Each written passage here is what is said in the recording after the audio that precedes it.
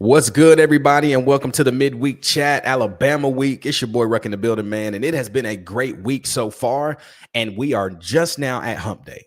Now we get to dive even deeper into this football game. You know how we do on Wednesdays, man. We've actually been moving by the numbers to Wednesday, and I kind of like it that way. It might stick with it that way. We got the boy C2. We got Dylan with us tonight, and it's going to be a really good night. Obviously, Monday was fun, man. We had the boy Stephen Colley from Straight Up Alabama kind of join us, give us some insight on this football team. And he tried to be as non-delusional as he is. Y'all, we were just in the pre-show. Basically, before we get here on here live, we have a pre-chat window where we can all chop it up and talk about what we're going to talk about before the show starts. And I want to tell y'all, this game could not be more like man in the mirror. You are looking at yourselves in the mirror with a different color on. This game has the potential to either be a complete shootout or it could be one of them games, y'all, that no one is expecting. Like, I feel like this football game is being played by two very good football teams that have issues.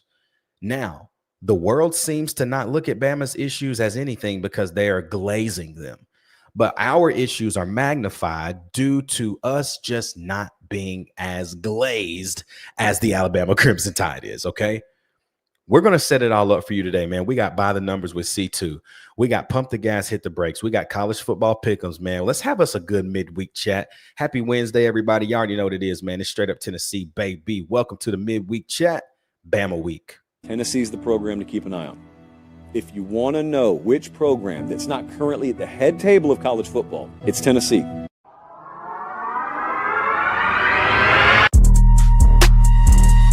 Mashak's got to go. A fire! Fire! Jamaal Mashak wins it!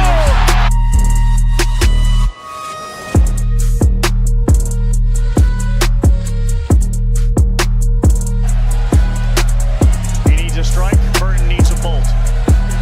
Swing and a miss, and for the first time, Rocky Top reaches the mountaintop of college baseball.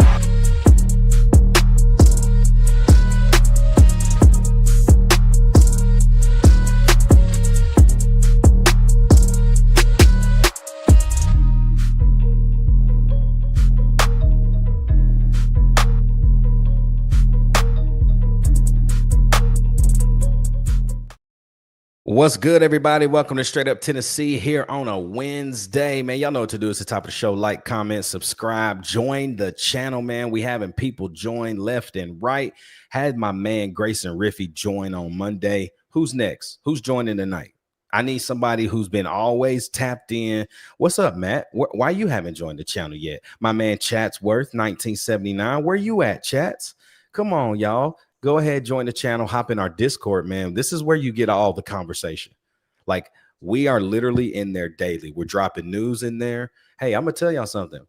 Deal, C2, if y'all was in the Discord, we knew Billy Napier was getting fired at like 10 a.m. today.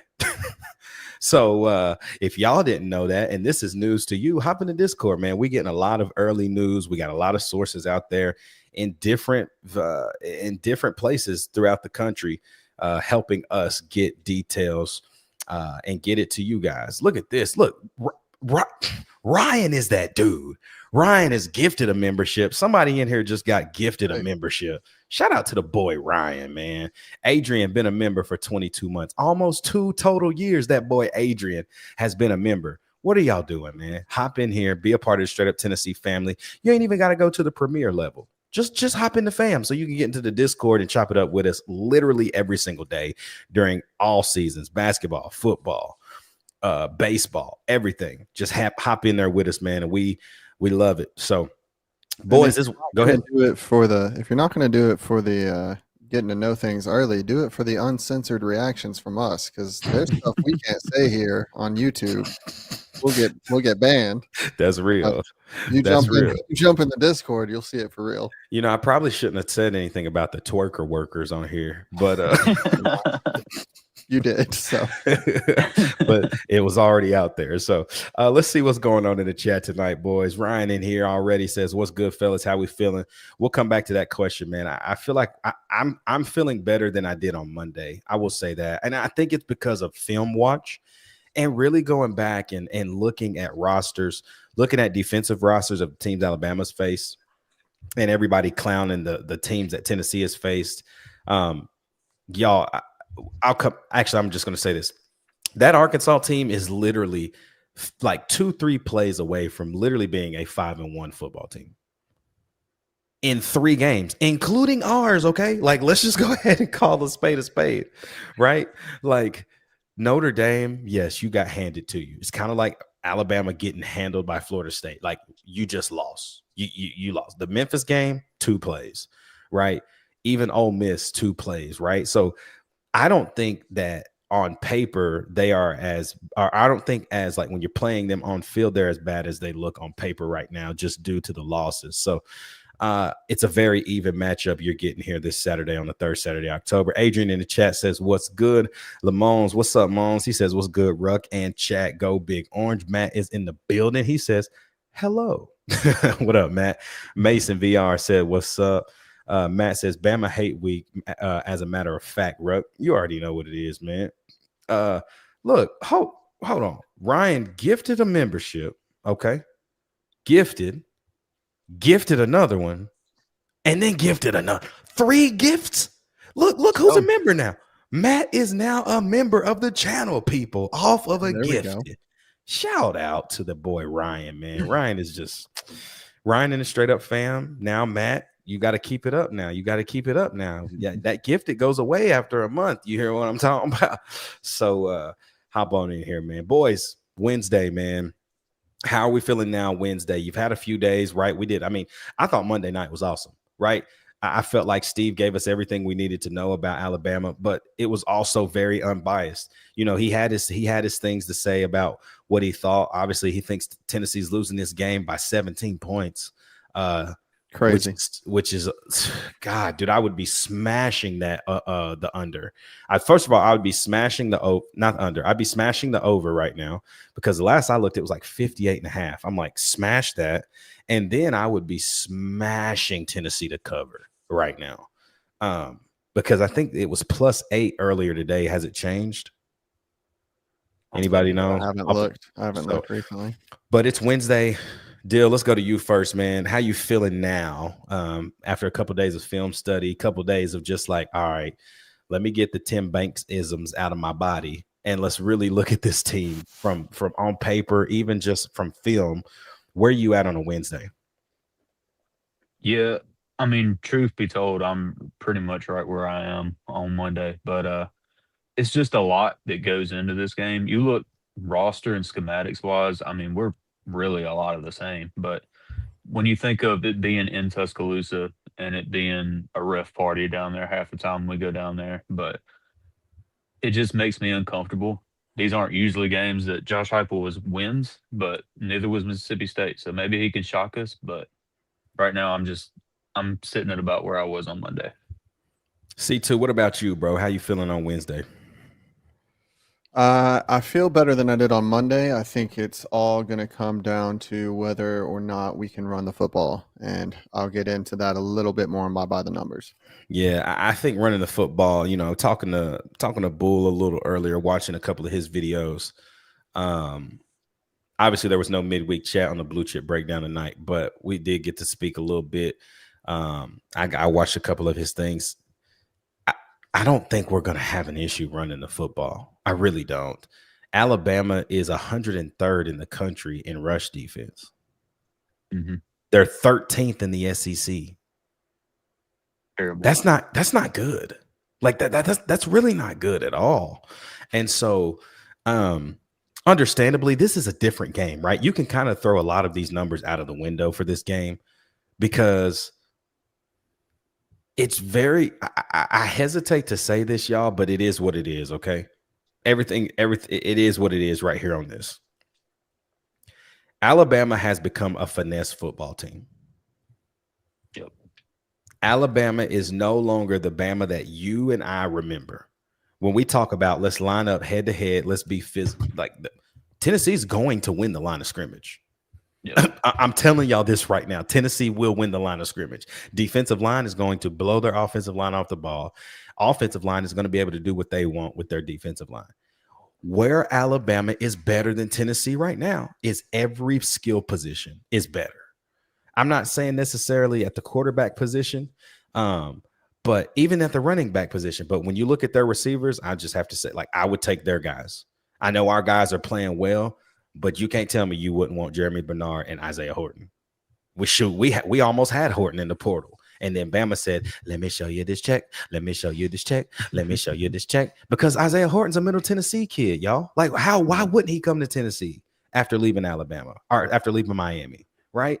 So you almost get Horton. I would take those two guys. I mean, those dudes are dogs. Bernard has kind of come out of nowhere. He wasn't that great at Washington, but I think he's kind of exploded now because of Ryan Williams kind of decline. I'm not going to Ryan Williams isn't bad. He's just soft. And that's that you can't play in this league that way. Defensively, from their linebackers and their DBs, their safeties are, y'all, I'm telling you right now, their safeties are 10 times better than their corners. Bray Hubbard has 3 interceptions on the year. Keon Sabb is a dog back there. I love those two kids. Their corners, I think we can have, just how Jeremy Bernard feels like he can have a field day in our secondary, I feel like we can do the same with their corners. I don't like Xavier Brown. I don't think he's that good. The young freshman, I think his name's Deion Lee or whatever. He's going to be good. And yes, he caught a pick last week when Bo Prabula just threw the ball in the middle of nowhere. Damani Jackson, he's been a bust. We killed him last year. Mm-hmm. We could have killed him all night last year, but we didn't because Nico couldn't hit somebody. So I just think that this game, again, I'm saying all these things about Tennessee being ready to go. Again, I just don't like where this game is played. I do not like where and when. I don't, because I think if the White Stripes get involved with this game, I don't like it. And they're going to get involved. They always do with us. And so hitting up the chat real quick. Ryan says, D-line definitely going to eat. We got to play zone, as bad as that sounds, but it allows our defense a 10 to 12 play drive to create sacks and possible turnovers. Man, we'll get Bama down the field so fast. What are your thoughts? I mean, I think our D-line will dominate their offensive line. It's a very pieced together offensive line. It's like what our guy said on Monday. You got a couple of pass protectors and you got a couple of run blockers, but you don't have anybody that's very well-rounded. So I feel like if we could just isolate those guys, we should be able to get to Ty Simpson. And I do want us to blitz him a lot this game. But as far as letting Bama have 10 to 12 play drives, I feel like we're getting shredded at that point. But do you think? Let me ask you this deal, because this is just a question that I've been thinking about. Do you think Tennessee and C2? I want you to chime on this too. Do y'all think that we have to blitz first and third, or is it just one time every stack of downs? Right? Because I'm in this place where I'm like, dude, I want something on first. And if you get them behind the chains, now it's second and something. Now, Tim Banks, if you want to play this zone, let's at least be up in a press zone type thing where you're still playing zone, but you got to knock them off that first 5-yard route, right? It's free game and within 5 yards. Knock them off the route. And then in third down, let's say it's 3rd and 7. Send them again, right? That's the way you got to get them off the field. What are y'all thoughts on that? So my issue with that is the press zone on the outside. That's great, but that's not been the issue. It's been the zone where our linebackers are concerned. And I don't see a way for the linebackers necessarily to bump people off the routes when sometimes those people are coming out of the backfield or it's a tight end coming out and, you don't really know who's coming. I would much rather us just not play zone on third down. I would rather us blitz an extra guy on third down, or if we're gonna play zone, at least make it a zone blitz where we're blitzing somebody, but then we're playing, or one or two guys, but then we're playing zone on the back end, instead of what we've seen the past couple weeks is we're still rushing four and then we're playing zone, and it's like, oh, okay, I guess we're just going to give him 2 years back there to throw the football, and eventually he's going to find the open spot. I would rather us do that on third down than first down, because we've been fine most of the time stopping people on first and second down. It's when we get to third down is the biggest issue. So if we're going to dial up blitz packages, I want it to be on third down. Yeah. This is why I'm not a defensive coordinator, because I would be blitzing them at least 5 every snap, especially in the first half, since Jeremiah Taylor is going to be out there with Edward Spillman out. Yeah, we can't sacrifice him in coverage. So send him all day, every day. Play to your strengths. He needs to be at the line of scrimmage every snap. But if we could just do those man blitzes, I feel like the safety play automatically gets a little bit better if we just play to our strengths. But I mean, that's really all I could really ask for. Just more blitzes. I don't know why we get so conservative all of a sudden, but yeah, I feel like go ahead, C2.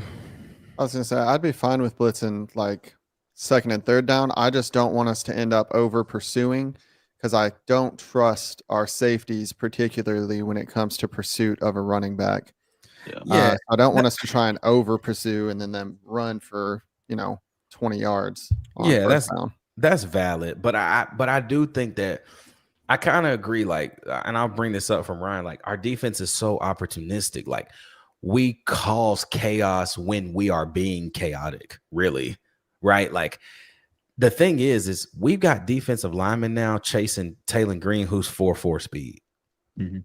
Ty Simpson is not 4.4 speed. Okay. So if he tries to do anything outside of the pocket, and the other thing that's I love about what we're doing when we're going after the quarterback who's getting out of the pocket, we're going after the ball just as much as we're going after the quarterback. So like if he's just out there running loosey like he's been doing, he's running loosey-goosey, patting the ball while he's running, that's a fumble, homie. That's going to be a fumble against us. Ryan says in the chat, definitely we got to reroute. I'm just thinking our defense is so opportunistic, and if Bama has prolonged drives, it gives our guys a chance to make a big play. But the man beater, 40-plus yards a pop. So here's the thing about Alabama in 2025. They're not really beating man downfield. Mm-mm. They're beating man with quick stuff and letting their guys make plays. Like, Ty Simpson is really not putting the ball downfield. Now, when I say that, I'm not saying that he's not trying, but like there is a portion of it where he really like isn't trying. And that's why you're not seeing his interception number high. He's very much, honestly, like better numbers, better consistency, but he's just doing what Nico did last year. Short, crosser. But we didn't have the guys to make the plays like Alabama is making after the catch right now. Yep. And so I don't know, bro. This is such a weird game because I still, y'all, like I'm telling y'all this on a Wednesday. I do not have Tennessee winning this game, mainly because it's a prove it thing to me. Like I feel like deep in my spirit, I'd like, yes, I think Tennessee can win the game. I really do. But until we go down there and do it in the swamp and in Tuscaloosa, I can't pick us. It's been 20 years, 22 years, bro, since we won a game down there. So, like, why would I pick us now just because the matchup is perfect? We've had matchups perfect in the past and went down there and lost, right? Yeah. So that's just the thing for me. It's annoying. It's annoying to say that because I hate being such a realist, but it is what it is. So, y'all, before we get into by the numbers, man, let's hop into some pump the gas, hit the brakes, okay? So we got a few, obviously, for the third Saturday in October. And, boys, I want to start with this one. Pump the brakes or hit the gas. Tennessee's defensive line, led by Tyree West and Joshua Josephs, can and will control the game against Alabama's offensive line. Gas. I'll say gas for the run game. I think that they'll be able to dial up some quick stuff in the pass game. But overarching, I'd say gas. Yeah, I'm with that too. I think that there's a piece of this where I think Tyree's going to get his. Somebody I think that's going to play a massive part in this game, y'all, that we're not really talking about, but I'm telling you, just watch the twitchiness from David Hobbs to get past Parker Brailsford. He's going to he should cause havoc all night. Excited to see. I'm going to disagree slightly with them not being able to do it as much in the pass game. And here's why I say that. Ty Simpson has been pressured 65 times this year, which isn't a whole lot. But on those 65 times he's been pressured, he's been sacked 12 times, which means 18.5% of the times he gets pressured, it's a sack, which is high. Just to put it in perspective for Joey, his pressure to sack percentage is 4.3. Our defensive line, our pass rush is getting 23.7% pressure to sack rating. So almost 25% of the times we get pressure, we get a sack. And we got 5 sacks on Taylon Green. Taylon Green is way faster and way more elusive than Ty Simpson is. Right. So, yeah, they're probably going to dink and dunk us a few times when we're getting pressure, but I could easily see this being a more than 5 sacks type of game. We need it for our defensive line. That's what we need. Let's go number 2. Pump the brakes, hit the gas. Alabama's offense under Grubb and DeBoer is actually less dangerous than the Milroe-led version. Call me crazy. I'll hit the gas on that. I will too, bro. I'm going to be honest. Because there's just something about a mobile quarterback and elite receivers. I don't know what that combination is, but when Ryan Williams was really doing his thing last year, especially in that Georgia game, all he had to do was scramble out of the pocket and dump it off to Ryan, and he was gone. That's all he did. That's all he had to do. I mean, and then there was something about even last year at LSU when it's a monsoon. If Alabama had to play in that with Ty Simpson, they lose that game. Yeah. I promise you. Because Milroe literally ran for like 3 or 4 touchdowns in that game. They had no offense outside of Jalen Milroe that night. Literally. I'm going to say gas, but I'm going to say it cuts both ways. The Jalen Milroe offense was dangerous to the opposing team and to Alabama, whereas Ty Simpson isn't as dangerous to Alabama in the form of turnovers and bad plays. I wonder what their coaches are like though with Ty Simpson. Is he executing exactly what they want, or is he leaving plays out there because he is not pushing the ball downfield at all? At all, people. Like I want to know what his furthest pass completion outside of ULM and Wisconsin. Yeah. A lot of what they do, their most commonly run route is a vertical. And 9 times out of 10, that's just a look off route. That's just something to drag the safety over so they can dump it off on like a deep end or something. But I mean, it is a lot of dump offs and it's just getting yak after that. But I mean, it's there. He just doesn't want to test it for some reason. But it's Nicoism. He got Nico-itis. Yeah. All right, number 3, boys. Pump the brakes or hit the gas. The Vols secondary can hold up against Simpson and Bama's passing attack. Can we define hold up? Bend and not break. I'll say gas for the corners. I think they can stop them, but it's if they catch the ball and we go for a tackle and say Colton Hood slips or something, I don't trust Andre Turntine or Juice Farouk to make the stop. Nah, I'm gonna say breaks. Secondary as a whole, we're gonna end up. It's gonna have to be our defensive line getting some turnovers for us, and us outscoring them. Pump the brakes, hit the gas. Mike Matthews, Chris Brazzell, and Braylon Staley will be known by the entire nation after this game. I'll say breaks because it should be Deshaun Bishop.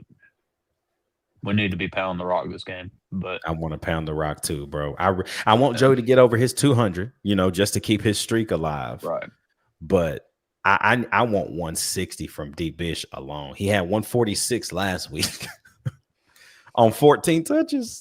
Yeah. I'm gonna say breaks because I don't think all three of them are gonna have insane games, but I could definitely see like one or two putting up some crazy numbers, especially if we get Deshaun Bishop going, because our play action pass off him running has been insane all year. Yeah. All right, two more, y'all. Two more. Pump the brakes, hit the gas. Josh Heupel has the coaching edge over Kalen DeBoer when it comes to in-drive play calling. This year, I'm going to say breaks this year. Just because it takes one false start or it takes one TFL and it's all downhill. DeBoer has at least shown that he will be aggressive and he will go for it and he won't care about a 2-minute warning before Now, partially he is going for it at the rate he is because their kicker is god awful. That's very true. So that's another thing. Like I don't know if aggressive is just because he knows he ain't gonna get points the other way. So, well, you'd think Hype would be like that with Max Gilbert, but Max is better than their kicker. Yeah, Max is streaky, bro. He's shown that he's shaky though. You can't trust him 100%. But yeah, I wouldn't trust him on the road in this game. No, if this game is coming down to a field goal and it's beyond 35 yards. I'm not even gonna watch the play. No, if he was a junior, I gotta say breaks. Okay, I like it. I like it. Yeah. Last one. This the money maker. Pump the brakes, hit the gas, boys. This 2025 Tennessee team has finally has the talent to make it back-to-back wins over Alabama. Gas. The talent's there. Yeah, I'll say the same exact thing. It's gas. The talent is there, but will the play calling be? Will everybody be doing their job at once? It's so many factors that go into it, but I'll say gas, but as far as coaching, I don't know. I love it. We're about to hop into by the numbers, y'all, but before, let's go ahead and hit the chat up, man, and then we'll get into by the numbers with C2.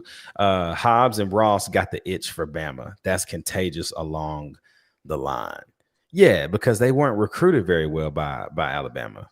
So they got some juice. Ryan says, I just hope Ben Bolton ain't in the game the first quarter. Well, he's gonna be. Yeah, he's gonna be. Ryan says the way Grubb shifts and moves back out wide and Jeremy Bernard in the backfield and all the eye candy is going to make man very difficult, in my opinion. Yeah, it's just eye candy because they ain't doing nothing out of it. Steven Johnson says, I'm like you, bro. We can win, but I can't pick us until I see it.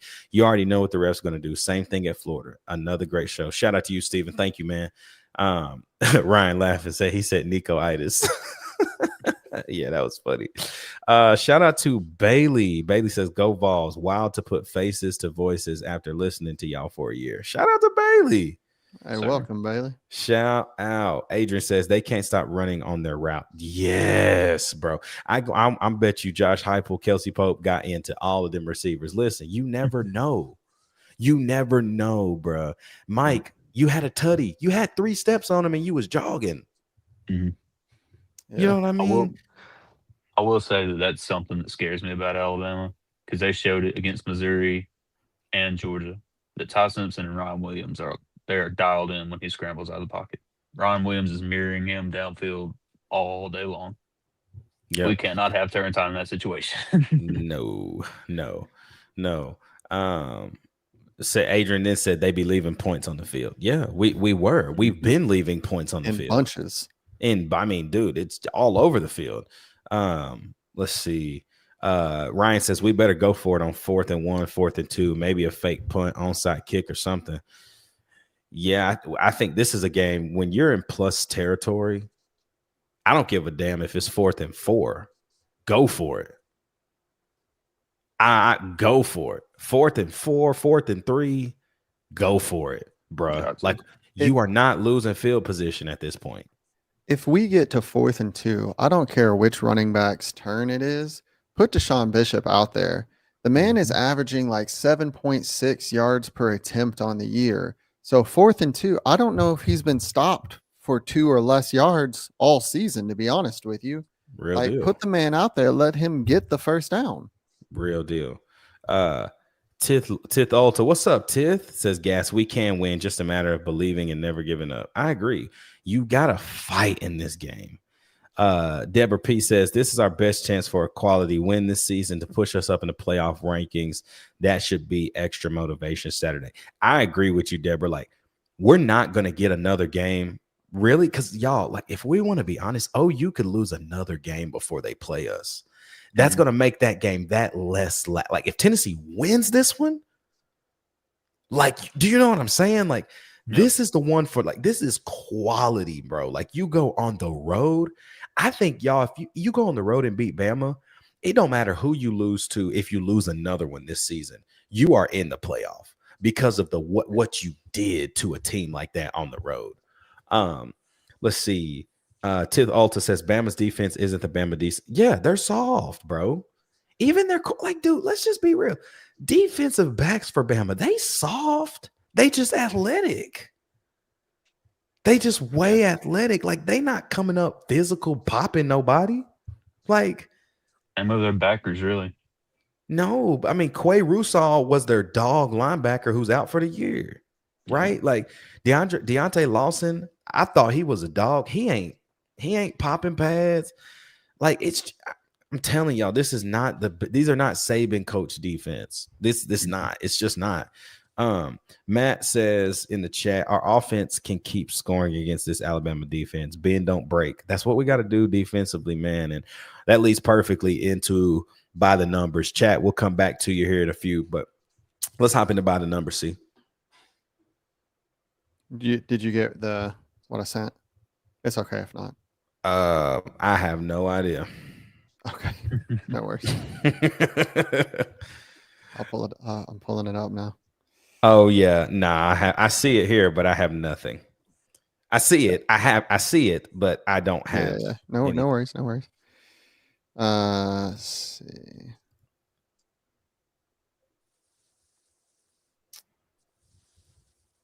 We need the Jeopardy theme song. I can present. I'm about to have it though. I think. Okay, I was gonna say if I could present, just steal the screen from me. That down file. Yeah, I'm close. Gotcha. I think this isn't on Ruck, everybody. I forgot my wife and I had a doctor's appointment with ultrasound and everything for the baby today, so I was kind of rushing to get stuff ready. There we go. All right, so by the numbers with C2, this is the wannabe Abala shot caller edition for our quarterback comparison. Today we're going to be comparing Ty Simps with Joey Football. So I went through their passing. You're going to see 4 different screens of their passing. You're going to see their passing stats for the whole season, their passing stats against Power 5, their passing stats against SEC, and then their passing stats against our only common opponent, which is Georgia. Thanks, Ryan. So completions and attempts, they're actually very similar in attempts. Ty has thrown 7 more times in their games than Joey has, but the completion percentage is a little off. That's in Ty's favor. Now, that is with his receivers only having 11 drops and our receivers having 21 drops. So, even if we add 11 more into Joey's number, it just goes just up. 10 more to make it even. 11 drops and 11 drops. If we did that, then Joey's sitting right there at 70.3% as well. Not to count even the tipped balls that turned into interceptions, because I don't think those are counted as drops. So Joey's been a lot more accurate. He's up there with Ty on the accuracy. It's just our receivers sometimes have a case of stone hands. On the season, again, yards between the two is very similar. Joey's got 2 more yards on the year, but you start to see a difference in the yards per completion. Joey's got almost 2 more yards per completion than Ty Simpson does. And then similar numbers in touchdowns, not similar in interceptions. Again, those tipped balls turning into interceptions is a big deal. To drive that point home further, Ty Simpson has had 5 turnover-worthy throws this year, accounted for like 2.2%. So he's gotten lucky a few times. Whereas Joey has 2 turnover-worthy plays this year, accounted for 1% of his pass attempts. So he's been better at taking care of the ball. We just tip it up. So one of the things that's a key for me on this game is our receivers. If you're not going to catch the ball, knock it down, please. Not up in the air. Now, Power 5 games, Alabama has 1 more. So that's why you're seeing this difference in completions and attempts. They've played 1 more Power 5 opponent than we have. Completion percentage starts to get a little more similar when you get into the Power 5 opponents. So Ty Simpson's at 68. We're at 66.2. Yards, again, 1 more game. So that's why you're seeing that almost 300-yard difference between the two. But again, yards per attempt, 9.1 to 8.4. Yards per completion, 13.7 to 12.4. Joey is getting more for every throw our receivers catch than Ty is. And then 9 and 4 on touchdowns to interceptions, 13-1 on Ty Simpson's side. Okay, go ahead. SEC passing. This is where it gets even. It's 3 games to 3 games. 70 completions of 100 attempts for Ty Simpson is 70% completion percentage. Now, this kind of bugs me with us and Joey because he's got more attempts than Ty Simpson in SEC play when we've got a better running game than Alabama does. So I don't really like seeing that stat. I don't like that we've made him throw the ball so much when we didn't really need to. But you start seeing that breakaway in yards here. Ty Simpson has padded his numbers quite a bit more on yards against lesser competition than he has in the SEC. So where he's averaging 11.7 yards per completion, we're at 14.5. Again, the interceptions are still going to be there for Joey. Those aren't going away no matter what because receivers tip the ball up in the air, And then for our only common opponent, we've got Georgia. Now, what's interesting to me here is they had the same number of completions, but in every category except interceptions, Joey beats him everywhere else across this game. He was more accurate with the football. Those 2 interceptions were also ones that were tipped up in the air. At least one was by Kitzelman. It may have been both. I'm not sure. So he should have had 2 more completions there. He's almost 100 yards more against Georgia passing, 10 yards per attempt, 15.5 yards per completion. So looking at really the best teams these two have faced, not to take anything away from Ty Simpson, he's played pretty well all year, especially when it's coming to taking away or taking care of the football. But Joey's just better against top competition.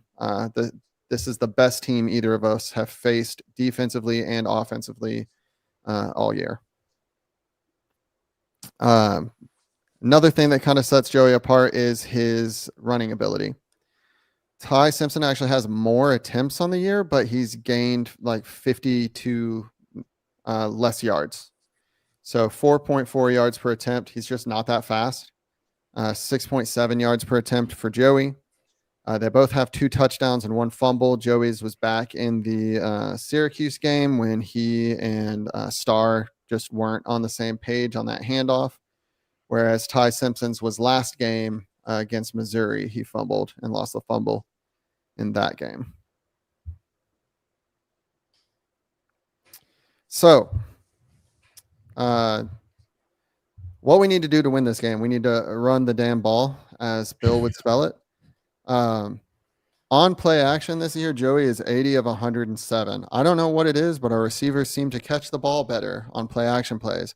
I don't have any scientific reason for that. The process of making a catch shouldn't really be any different between, catching the ball on a non-play action pass or catching it on a play action pass, but for some reason it is for them. But the real kicker is almost 1,300 of his 1,600 yards passing have come on play action passes. So that's 75.9% of our total passing offense this year is off play action. And then 10 touchdowns, 1 interception. Again, they're not tipping the ball up in the air off play action. I don't know why, but somehow magically they can catch the ball when we run play action. So if we can establish the run and establish the run early, and if we're willing to put the effort in to establish the run, even if they've got, 6 or 7 guys up in the box, I don't want to see us going out there and throwing it 3, 4, 5 times in a row, because if we're doing that, we're limiting our efficiency as an offense. So we need to run the ball. We need to start immediately. I want to see Dejon Bishop out there first set of snaps. I really hope they've worked with Starr on kind of reading where the hole is better instead of just going where the hole's supposed to be. Going back and watching through some things, he's kind of missed some opportunities for some massive gains because he's just going where the play is designed to go come hell or high water. So hopefully he can make some cutbacks and things like that, because those are going to be there this game. There's going to be times where they've shut down what was supposed to be the point of attack, but it's left them open for a cutback. I don't think I sent the clip, but if you go back to the Mississippi State game, the run he had on the 1 yard line, he went to the A gap, but the B gap was wide open for at least 10 yards, and he only got like 2 or 3 on that play. Honestly, it was open for at least 10 yards, but with Starr being who he is when he gets in the open field, I could have easily seen him taking that for a touchdown with the speed and elusiveness that he's got. So ultimately it's going to come down to, is Dejon Bishop fully healthy? Has Starr kind of gotten over whatever this crud has been that he's been in the past couple games where he's just not seeing the field well? And if not, can we rely on Peyton Lewis to take some of the pressure off Dejon Bishop? Because he had a great game last week. He did. Yeah, I loved this today. This was glorious. Even the boy Ryan in the chat said, C2, these spreadsheets are elite, my guy. So I agree with you. I think Peyton Lewis, Dylan said this at the beginning of the year, regardless of what he's done on the field, him not necessarily being as great, he is a dang touchdown. Give him the ball. Just give him the ball. Like, he's gonna, like, when it's within 10 yards, he runs harder than all of those guys. I'm sorry. He running harder than D-Bish. He running harder than Starr within 10, because he's like, I want to get in that end zone. And so I'm like, just don't even make him pass protect, please. Yeah. But I don't even care, bro. Like, I don't even care if he's within the I don't even care if they know it's 10 yards. Well, you're going to know we're going to run the ball, because he's going to punch it in your mouth. You know what I'm saying? Ryan in the chat says, turn up, Joey, 2 more passing yards. I hate the whole state of Alabama except my family and friends. Matt says, this is real, y'all. No one thought we'd be up 17 first half against Bama at home. Last time we were in Tuscaloosa, I guess we were up, it was 20-7 at halftime. So we were up 13. To me, this game is more of a coin flip than most think. Go Vols. It is. Ryan says, y'all hit that. Yeah, man. Listen to the boy, Ryan. Y'all hit that like button. 17 folks in here and 10 likes, looking like Ty Simpson's completion rating. Let's be better. Shout out. Matt says, I'm going to let Ruck and crew do the critiquing. All I'm going to do is send positive vibes to the players in our team. This is our time. We're about to make Bama fans want to fire DeBoer again. I love it. I hope we do. Deborah showing Matt some love. Shout out, man. Y'all might be lovebirds or something. Billy says Andre was actually hitting last week. Now, that is true, Corey. He was making tackles, except for that one when he was running right beside Mike Washington down the sideline. Okay, you need to. Yes, he made a few tackles, but you need to go back and watch those tackles, because I have never seen more lucky breaks of just diving at somebody's feet and praying for the best than I saw last week. And he got credited for a tackle that Arian Carter actually made. The He dude was already did. halfway falling to the He ground, did. and I knew you caught that. Turrentine comes up and touches him, and they're like, "Oh yeah, Turrentine made the tackle." Like, he did I not. knew you caught bunch of that, bro. liars. I knew you caught that because I was like, dude, that is not correct in the stat sheet at all. I was like, what? I was like, where did they get that from? But the fact that he at least was there and like attempted to make those tackles, I will give him credit for that. I still think his tackling form needs work. My issue with it more was if he is one of the team's leading tacklers Saturday in Alabama, we're toast. It's done. Game's over at that point. Like, if he is the guy who's leading our team in tackles, y'all can just, anyone who traveled down there, y'all can just pack up at halftime and come on back home, because it's not going to go well. Billy did say, I think Tim is letting him know he got to be better. So Deborah says, I hope we see some more Jaden Perlotti, bro. Please. Yes. Please. Please, please, please, He and Harmon please, please, please, please, please, please. The first linebacker off the bench needs to be either Perlotti or Harmon or even Jordan Burns, somebody with speed. This has nothing to do with anything other than speed. This is a speed game. Can you guard a crosser? Perlotti can. I promise you he can. I promise you. Ryan said, yeah, Deborah, talk your ish. and Billy, you may be right that Tim let him know he needs to be better. I hope he returned the favor and let Tim know he needs to be better on the third down play calling.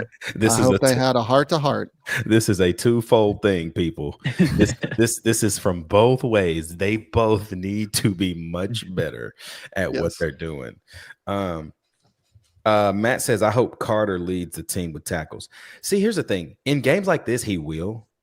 I think it's just kind of the nature of the football game. Like, he's going to fly around. Arian Carter's going to be fine. I think it's what happens in second and 9 when they send a crosser. Like, can Arian knock him off his route and it not be PI? Can Arian stay in the right zone? Because Arian Carter, dude, as far as when it comes down to downhill run the football, you're not getting past him. But when it comes to dropping back, man, a lot of those are linebackers, man. The older guys, Jeremiah Thielander, Ben Bolton, Arian Carter, their eyes get caught in the backfield, and it's like they forget that they're supposed to be in a zone. You know what I mean? So Billy says, hey, Rugg, I never want to see Idris and Andre on the field at the same time. Yeah, that's for you. That's for you, C2. Yeah. Farouk has picked up some terrible habits. He was so much better weeks like 1 and 2 than he has been. Like, he was better against Georgia than he was against Mississippi State or Arkansas. I don't know if he's picking up the bad habits from Andre or if it's coaching from Banks on the safeties. So, like, it could be that, if Tim Banks does get hired somewhere else, or we let him go and all of a sudden next year our safeties are better, I may need to come on here and apologize to Andre, because maybe it's just the fact that he was getting terrible coaching all year for like 5 straight years. Definitely could be. It definitely could be. I was listening to the VolQuest guys, and then y'all will get into pick'ems and start to rap. And they were just talking about, like, like let's go back to 2020. Let's just go back to 2020 to 2023. Jalen McCullough, we all talked about Tank in a way, was like, he wasn't always the fastest guy, but he was in position to make plays all the time. Yeah. He was never necessarily getting burnt down the field. Now, he would get burnt on some things that were scheme related, like we be playing cover 2 and then they're running verticals. Like, you can't really stop that because he's the only one back there at that point, right?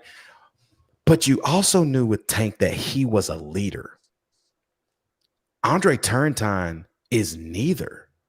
Yeah. He's not leading the defense, and he's not showing that he can play at the next level. Like, Andre Turrentine, this is it for him. Like, he's just having fun at this point because he's not going to get drafted, right? Like, it was like Tank. Tank had to go unrestricted free agents, and now, bro, he's one of the best young safeties in the league, literally. Yeah.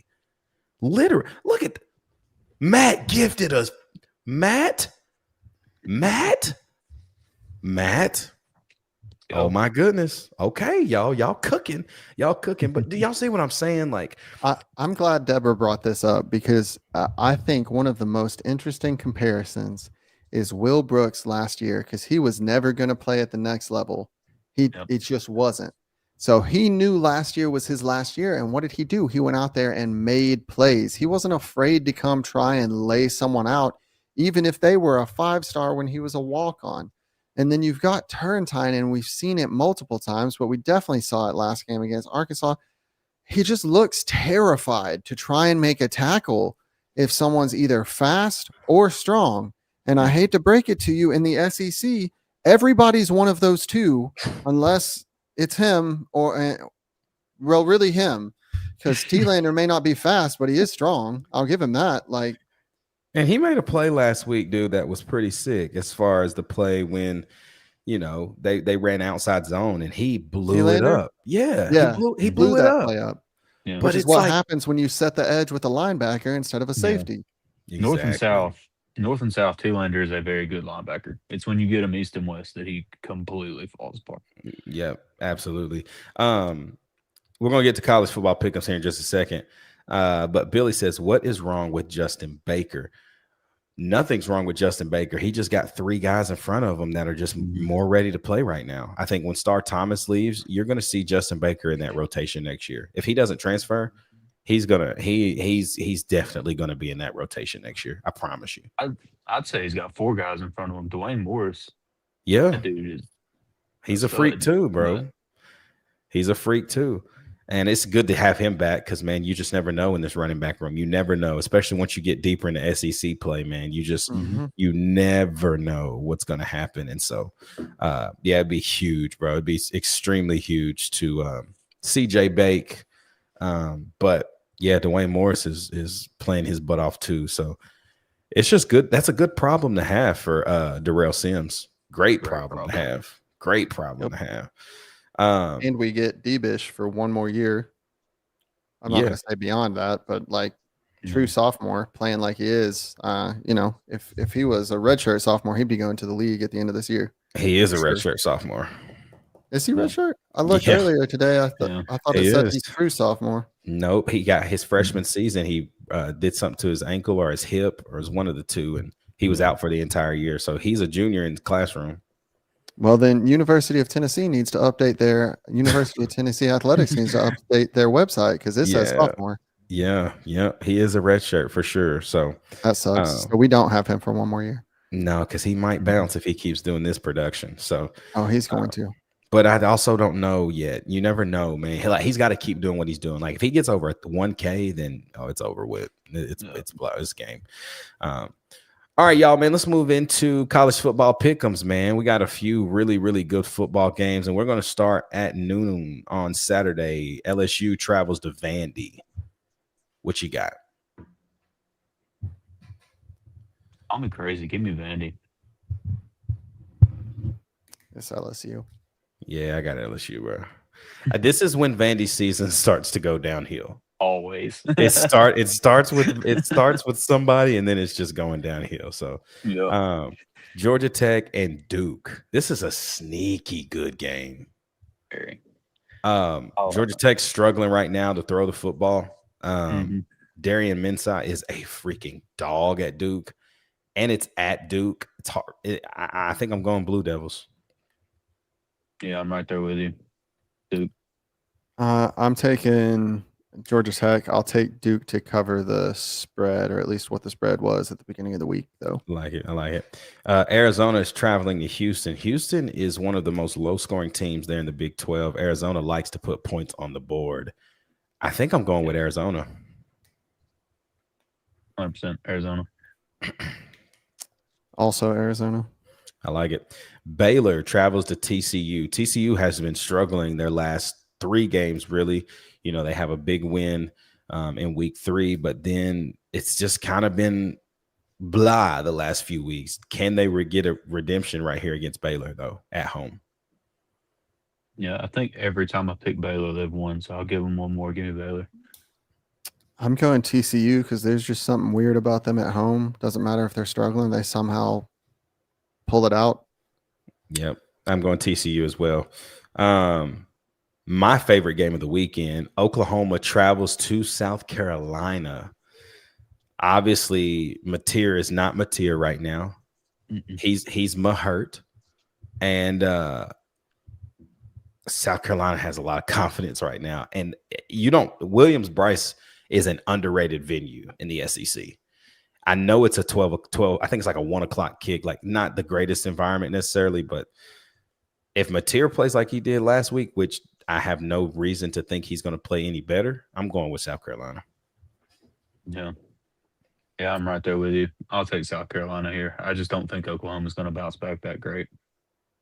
I think it's better for us if Oklahoma wins, but I do think USC Junior at home, they smell blood in the water, and they want that signature win because they don't really have that yet this season. Yep. And this is also every year when South Carolina's season starts to turn around to be really good. Yeah. Every single year. So, Ole Miss at Georgia. I ain't even got to give you an explanation. Georgia's tired of being looked at as little brother right now to anybody. And I don't think they're going to score a ton of points. I don't think it's going to be like 51-50. I think Georgia's going to slow this game down and just drag them. Because Ole Miss, y'all, let's just call it spade a spade. They have no defense at all. They look just like we did in 2022. I'm taking Georgia. And it's a revenge game. Now, yeah.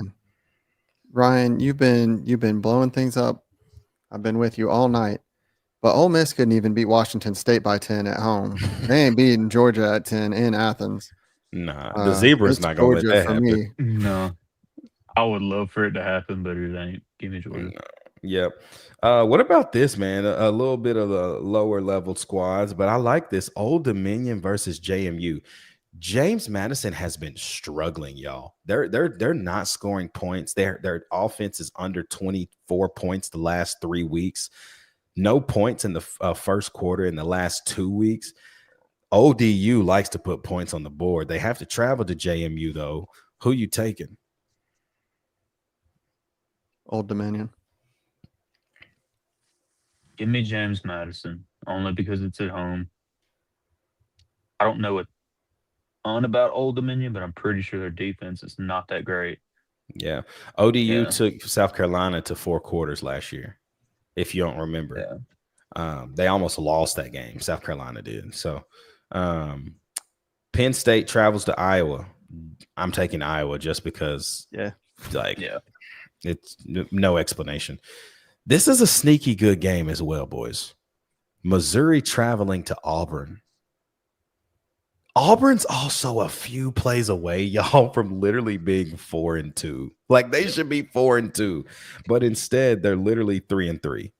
Mm-hmm. So I think Ahmad Hardy is a dog. I think we saw what Bo Pebrula is, like 79 passing yards, bro. Come on, dog. I mean, Auburn's got a really good defense. They're holding teams. Like what you saw what they did to OU. You saw what they did to Georgia. They stifled Georgia. But the Auburn's problem is they can't score enough points. But I don't know if Missouri's offense is as good as advertised. I like Auburn at home. Yeah. I think Auburn finally gets over that hump and they get it up here. Yeah, like you said, they're a few plays away. They're also a few referees away from being 4-2 from last week. If it was in Missouri, I'd say Missouri probably wins it handedly. But there's just something weird about Jordan-Hare Stadium. It might be haunted for away teams. I think Auburn wins this one in some sort of just stupid way. Mm-hmm. They're going to win this game. It's like all the ways they've lost, they win this time. Mm-hmm. They're going to win in a way that rivals the way the Titans won their only game this season. Please don't talk about it. Oh, God, they are such a poverty franchise. Anyways, Utah Utes traveling to BYU. I think Devin Dampier is a freaking dog, and BYU has not one person that can stop him by himself. So I got to take Utah. Yeah. These are two of my favorite teams to just kind of watch from the shadows on. It's so fun, bro. It's so fun to watch. Both of them. And it's at BYU, you said? Yep, it's at BYU, and it's a 8 p.m. kick. So that's 8 o'clock. what 5 o'clock there. So Yeah. Tell you what, I'll take Utah, but I think BYU covers. I think this game is a shootout. oh yeah, take the over, Yeah. smash the over. Oh my Yep. God, smash the over. I'm also taking Utah. I think they've played better teams this season than For BYU sure. has. For sure. So I think they've just got a little bit more to them going into this game, if I'm being honest. Yeah, right now, boys, if y'all, man, if anybody does any sports book betting, the over under the total points right now is 49.5. Smash the over. That's ridiculous. ASAP. 25 a team. Ridiculous. Are you serious? Smash that now, bro. I'm doing it right now on the show. Yeah. Right now. Yeah, boys, man, what another good night. Midweek chat, Bama week. You already know what it is, though. Everybody in the chat, man. Thank y'all for the love, the support tonight. Deborah, nice to have you. Matt, everybody. Ryan, thanks for all the gifted. Matt, thanks for the gifted, paying it forward. This is what we do, man. It's a family. So everybody that became a member tonight, do me a massive favor. So everyone that did get a gifted and became a member, hit us up at Straight Up Tennessee on Instagram or Facebook. And we'll get you a Discord link so that you can hop into our Discord channel and begin hanging with us every day, all night, just how we do. So, boys, man, midweek chat is wraps. What y'all need? What y'all feeling, man? Do y'all have anything before we wrap? All good. I need 3 strip sacks this week from our God, 3 defensive line. 1, 2, 3. Yeah. I know I've said this game's going to be close, and it is going to be close. But if we get 3 strip sacks and we're running the football, we've got a chance to go in there and blow the doors off. I agree with that. 100%. It's a big week. And guys, we'll be back for the One More Day episode on Friday morning. Members only will get that first. So everybody that's a member, you're going to get that video early on tomorrow evening. And everyone else, man, you'll get that video on Friday morning. So Deborah says, is this a weekly set chat? So yes, Deborah. So I can tell you right now what we do. This is how our show works. We're live on Sundays for our next day's show. This is after the game. So we do that anywhere between 5 and 7 p.m. Eastern. We just kind of change it up weekly. On Mondays, we're live 8:30 Eastern. Wednesdays, we're live typically 8:30, but we did 8:45 tonight. And then on Fridays, you get a pre-recorded video called The One More Day, where we kind of dive into a quicker summary of the week. And we dive into keys to victory, playmakers, offensive and defensive playmakers of the game, and then our final score prediction. So come join us anytime, Deborah. We'd love to have you. You and Matt can flirt some more. So Matt, dude, come on, bro.